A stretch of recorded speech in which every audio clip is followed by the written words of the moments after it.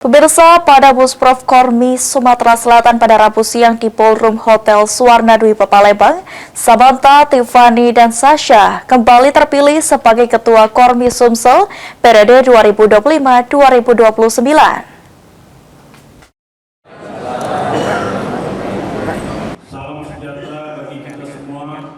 Menjelang berakhirnya masa jabatan pengurus periode 2021-2025, Kormi Sumsel menggelar Musprov Rabu siang di Ballroom Hotel Suwarna Dwipa Palembang.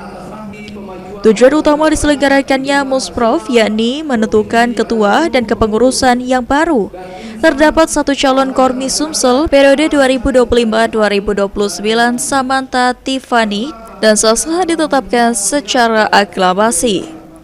Ketua Kormi Sumsel periode 2025-2029 Samantha Tiffany menegaskan komitmennya untuk melanjutkan dan mewujudkan program Sumatera Selatan Bugar 2035 yang mendorong masyarakat menjadikan olahraga sebagai bagian dari gaya hidup sehari-hari. Ditambahkan Samantha, sebanyak 74 induk organisasi olahraga yang bernaung di bawah Kormi Sumsel.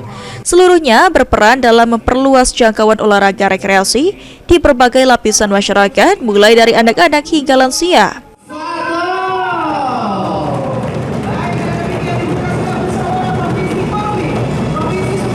Nantinya kan karena ini di bawah naungan Kormi ini ada 74 induk organisasi olahraga. Saya berharap nanti masyarakat lebih mengenal lagi banyak-banyak organisasi yang ada di Kormi ini, sehingga bisa sama-sama ikut menjadikan Sumatera Selatan ini, karena ada target untuk Sumsel Bugar di tahun 2035. Dengan terpilihnya kembali Samantha Tiffany, Kormi Sumsel diharapkan bisa melanjutkan kiprah positif dalam menggerakkan masyarakat untuk hidup sehat, aktif, dan bahagia menuju Sumsel Bugar 2035. Hafidz Zainul, Bal TV.